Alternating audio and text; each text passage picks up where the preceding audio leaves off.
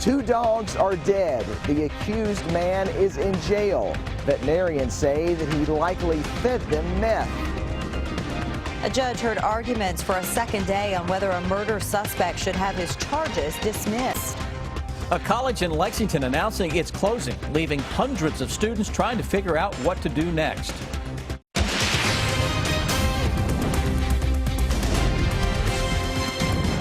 WKYT News starts now with breaking news. We have learned that police have begun an investigation after finding a woman dead in a home in Bath County. Yeah, the coroner says police were called to a home on P. Sticks Road in Owingsville about 1:30 to check on the woman and found her dead. A deputy in Powell County tells us there is a search underway for the woman's husband right now at Natural Bridge State Park. He is thought to have a cabin rented there. We have a crew headed to the scene in Bath County. We'll have more information as we get it on air and on WKYT.com. Deputies say he killed 2 dogs by feeding them meth. The Laurel County Sheriff's Office tells us that Benjamin Burdett also had the drug near a 2-year-old girl. WKYT's Phil Pendleton talked to the owner of the dogs about the disturbing case. It's our top story at 5. Kayla Cornett says that her grandfather let a man stay at their house while he was gone on vacation. But now he has taken away something from her that she says meant the world to her. Police say a domestic complaint Tuesday morning took them to the home on White Oak Road where they say they found a man using meth with his 2-year-old daughter nearby. What's more is the police say they discovered a dog in distress. Vets say that dog later died. Kayla Cornett said she had already removed her dog from the home after her mother told her of its poor condition. Then they tested my dog, and they said it had meth in her system. She says the suspect, Benjamin Burdett, was allowed to stay at her grandfather's house, but in recent days they tried to get him to leave because of his questionable behavior. Cornett says it came to a head when her dog started going into convulsions. A local vet says testing of the dog shows it was poisoned with the drug. She wouldn't. I know she wouldn't. He intentionally gave it to her. I know my dogs didn't just intentionally eat. She wouldn't. Burdett remains in jail. One of the dogs was sent to Lexington for testing. Coming up at 6 o'clock, the veterinarians talk to us about the unusual death that these dogs had to incur and also what these dogs meant to their owners. In Laurel County, Phil Pendleton, WKYT. And police say a check of Burdett's history showed he was a registered sex offender but was not keeping up with his registry. You probably noticed after a brief break, the steamy weather is back. It is, and it is bringing us the threat for storms over the next few days. WKYT Chief Meteorologist Chris Bailey's tracking what's potentially headed our way. Yeah, a lot of thunderstorms across the Hoosier State causing all kinds of issues. Numerous tornado warnings and tornadoes that have actually been spotted there doing some damage around Indianapolis up toward the Kokomo area. We'll have to keep a close eye on those.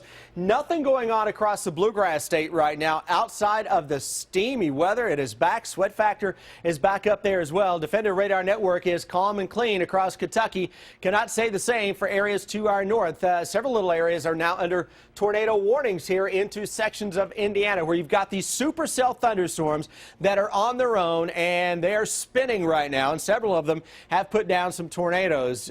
We're going to watch this area from Bloomington down toward the French Lick area toward Evansville to see if we can get some additional thunderstorms to crank up and roll toward the east and the southeast. And you put everything in motion over the past 2 hours. Look at all the lightning, by the way, on top of Indianapolis. My goodness, got to be some at least urban and small stream flooding there around the Indy area. Those storms are going to try to work toward the east and southeast, and that means the greatest concentration, or at least the greatest threat to pick up on some at least thunderstorms. Not even talking about severe weather here, just some general thunderstorms. Greatest threat would be for the areas in the red and the yellow. That would be across the northern parts of the area. That future radar that has been struggling just a little bit trying to pick up the complexity of those thunderstorms does try to get a little thunderstorm or two into parts of central Kentucky. And if you even look at that, I'm going to let it loop one more time. This goes through 5 o'clock tomorrow morning.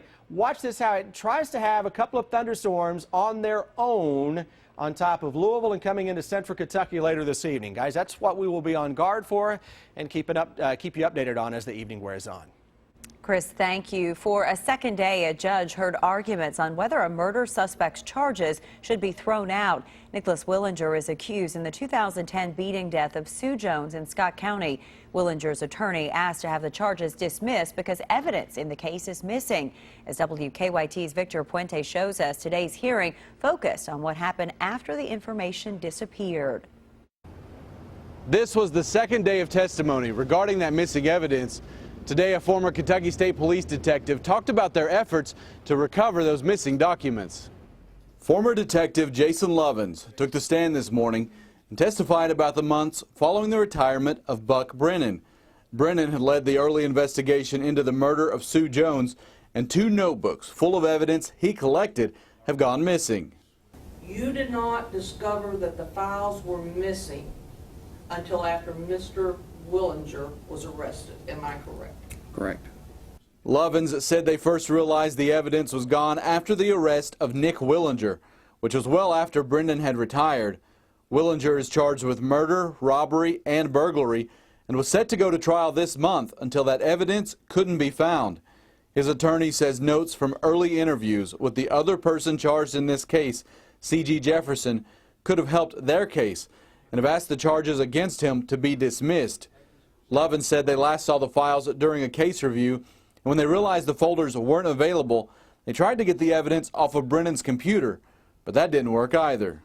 We're trying to find this computer to get into the hard drive and recover documents. They got back to us within a day and said that computer is gone. We've destroyed it and wiped the hard drive. What do they do with them? These attorneys will be back in court September 8th to hear from another witness. Then the judge will decide if the charges against Willinger will be dismissed. His attorney tells me that if they're not, she's preparing for trial. In Scott County, Victor Puente, WKYT. The other person charged in this case, C.G. Jefferson, has already pled guilty to complicity to burglary. Hundreds of students will have to make new plans after a college announces it's closing. MedTech College in Lexington sent an email to students alerting them the school is closing. Miranda Combs is at the live desk with more on the shutdown, and it was sudden. Miranda? It sure was, Sam. Students tell us they were blindsided today when they got to school and found out classes were canceled for good. At the end, Virginia, Maryland, and D.C. were closed after the Department of Education cut off access to federal loans and grants at those locations. Officials say MedTech altered job placement numbers. Late word this evening that the state has confirmed MedTech is closing, and the Department of Education will now make contact with the commission to ensure steps are being taken to protect the students there. Students got a 2-paragraph email from the school saying as a result of the 3 campuses closing in July, there has been significant negative financial impact to all MedTech campuses. I've been at this school for almost 2 years now. I have 5 months left, or I had 5 months left. I'm over $18,000 in debt. I've worked so hard to get to where I am with the school, and then to find out that it's all been for nothing. And that email sent home to students said Spencerian College has offered to waive normal application fees to MedTech students, but that does not guarantee that all credits will transfer over. At the live desk, Miranda Combs, WKYT. According to the U.S. Department of Education website, if you meet certain criteria, there are ways to have your federal student loans discharged in the event your school closes. An attack on the American University of Afghanistan has killed a student and injured more than a dozen other people. Witnesses reported hearing a loud explosion and automatic gunfire on the campus in Kabul. Some students barricaded themselves in a classroom to avoid the attackers. The U.S. State Department is working to account for all Americans in Kabul. A 6.2 magnitude earthquake caused destruction across central Italy. And there are reports of up to 120 people dead. But rescuers are still trying to reach the victims trapped in the rubble. Tina Krause has the latest on the situation from Rome. The powerful earthquake shook people out of their beds in the middle of the night across central Italy. The quake flattened much of Amatrice, a town 100 miles northeast of Rome. Rescue teams and volunteers are digging through mountains of debris where homes once stood. In Cappadocia, an emergency worker tried to calm a woman trapped in the rubble. She appeared badly injured with her face barely visible under the wall that fell on top of her.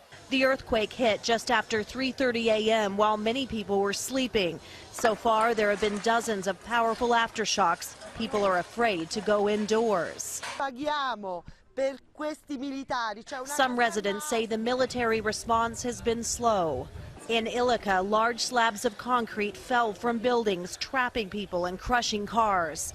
Survivors looked dazed as they huddled in a field. But there are glimmers of hope amid the destruction. Rescuers pulled a man and a young girl from the rubble alive. But as night falls, it's a race against time to save more lives. Tina Kraus, CBS News, Rome. And Italy's premier says he will head to the earthquake zone later today. Hillary Clinton continues to come under attack for her time as Secretary of State, what a new report reveals. The Food and Drug Administration has approved a new lens for people who suffer from cataracts. We'll show you how it works in Better Living. Now, your hour-by-hour forecast with Chief Meteorologist Chris Bailey. Nice afternoon. If you like the tropics, temperatures back into the mid and upper 80s, steamy conditions, humidity, and all its ugly glory in the Bluegrass State. Now we're waiting on the arrival of some at least scattered thunderstorms. Live look outside from the WKYT Weather Garden and beyond. Focus on the trees there at the bottom of your screen. Notice how they are whipping in the wind. And when I start to see a lot of gusty winds, with humidity that is way up there in a day like this, it kind of feels like it's going to storm, doesn't it, at some point? That's at least a potential for a few of us as we go through the evening. Current heat index values. Yeah, the heat index is back. It's into the mid-90s in a few spots of central Kentucky. I think over the next few days, into the mid and upper 90s is what it's going to feel like. So if you're going to be outside for an extended period of time, slow down, take it easy. Nothing locally on your Defender radar network. Let's go up into parts of Indiana where we have several areas that are currently under tornado warnings. Look at how these cells are off on their own.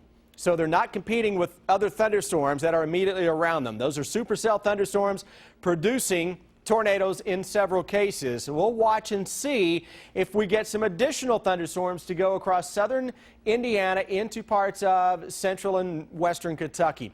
Starting now to pick up on a little thunderstorm action northeast of the Evansville area, and that may be a sign that the atmosphere wants to extend that a little farther toward the south and southeast. There is a tornado watch out for Indiana right now. Storm Prediction Center saying they're going to watch areas to the east and south of that for another possible watch over the next little bit. So we'll highlight this area for the possibility of some strong or severe thunderstorms as we get deeper into the evening. Does not mean you're going to see a severe thunderstorm. It means the potential may be there if this stuff can hold together and cross into the Bluegrass State out of the Hoosier State. Over the next 3 days, what you see and feel is what you're going to be getting. It is humid, it is steamy, and as a matter of fact, it'll turn a little hotter as we go into Friday and Saturday especially. It could make a run at 90. We'll make a run tomorrow afternoon with a threat for an isolated shower or thunderstorm. 70 to begin the day, but boy, that flow out of the Gulf of Mexico means business with the possibility of some steamy conditions and a daily threat for a thunderstorm or two. Tomorrow, we do it all over again. The ACs are back to running wide open, 85 to 90. For much of the area tomorrow. Heat index is going to feel closer to 95. 7-day forecast. Boy, oh boy, we're going to send August out like we spent the majority of the month on the steamy side, and a stray thunderstorm or two on any given day, guys. Some heat coming back. Yeah, upper 80s through 90, 91 degrees, a possibility. The humidity, though, is what's going to really get us again. Yeah. I've said that a few times. You have. Okay. Thanks, Chris. Live look at Lexington rush hour traffic this afternoon, and a couple of collisions that police are working around the city right now, including a crash outbound Versailles Road at the Circle. There's also one at Waller. This is between Elizabeth and Crescent Avenue, and police are currently working a new collision on Winchester Road near the Circle with one lane of outbound Winchester Road blocked. Now, drive times right now to Versailles, still 12 minutes. To Winchester, via the interstate, about 24 minutes, and across the Claysbury Bridge, it'll take about 22. Now back to you in the studio. Another U.S. swimmer is apologizing for an incident during the Rio Olympics. What he says about the night he and 3 others claimed they were robbed. Police are asking for the public's help to solve dozens of car break-ins, what they want people with security cameras to do on WKYT News at 5:30. New attacks today for Hillary Clinton after an Associated Press report suggesting Clinton Foundation donors got access to her while she was Secretary of State. The AP's report reviewed Clinton's scheduled meetings and found 85 of 154 people who had a meeting or phone call with her donated to the Clinton Foundation. Donald Trump called it a pay-for-play scam and said a special prosecutor should look into the links. It is impossible to figure out where the Clinton Foundation ends and the State Department begins. It is an act of desperation on his campaign, given the turmoil that we've seen from his campaign in recent weeks. Clinton's campaign says the data is flawed and omits more than 1,700 meetings with world leaders. Clinton herself hasn't weighed in on the controversy because she spent most of the past 3 days out of the public eye at a high-dollar fundraiser in California. Another U.S. swimmer is apologizing for his actions during the Rio Olympics. James Fegan says he is sorry for the, quote, serious distraction he, Ryan Lochte, and 2 other teammates caused. The group claimed they were robbed at gunpoint, but in his statement, Fegan admitted they omitted facts about what really happened. Brazilian police pulled him off a plane last week for questioning. Fegan says he paid a $10,000 fine to get his passport back. Florida now has 43 non-travel related cases of the Zika virus. Governor Rick Scott updating the total during a roundtable discussion with officials this morning. The latest case is in Palm Beach County. It comes just a day after a case found in Pinellas County. Health officials have not given an exact location for those cases, something that's causing concern in the community. Oftentimes, the transmission may occur away from the residence of that individual, so having that information presented without us understanding better the timeline where we believe exposure occurred is not helpful from a public health perspective. All of Florida's other Zika cases have been in the Wynwood neighborhood and Miami Beach areas of Miami-Dade County.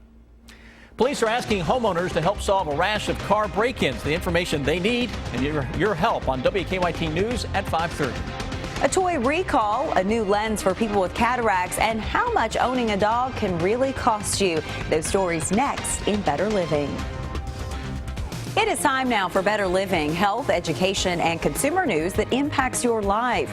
There's a recall alert today for a toy your child might have. The recall involves 3 Alex Jr. sets of infant building toys. Small parts of the toys can detach and cause a choking hazard.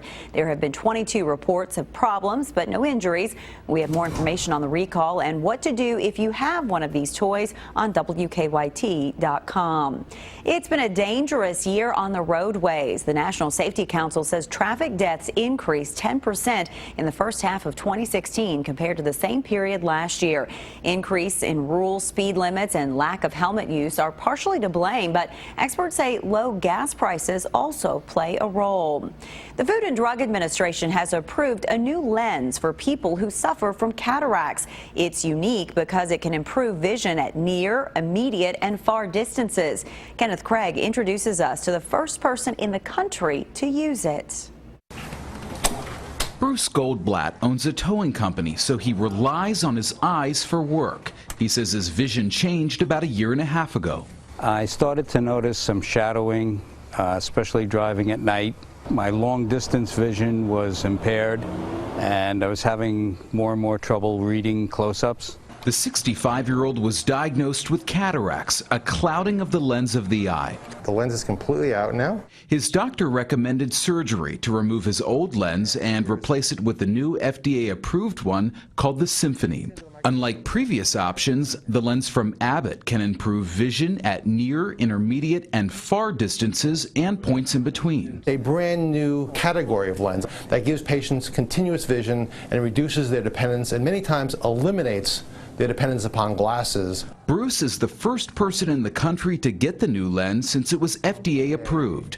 Dr. Eric Donnenfeld conducted the clinical trials. Giving them a natural type of vision where they're less dependent upon glasses, makes them more comfortable, improves their self-confidence. Can you see a little bit of the eye now? Yes. Bruce says he's excited for the future. I happen to be a very active 65-year-old. I ride motorcycles, long distance, and I also do jet skiing. It usually takes about a week or 2 as the eye heals for final results. Kenneth Craig, CBS News, Carl Place, New York.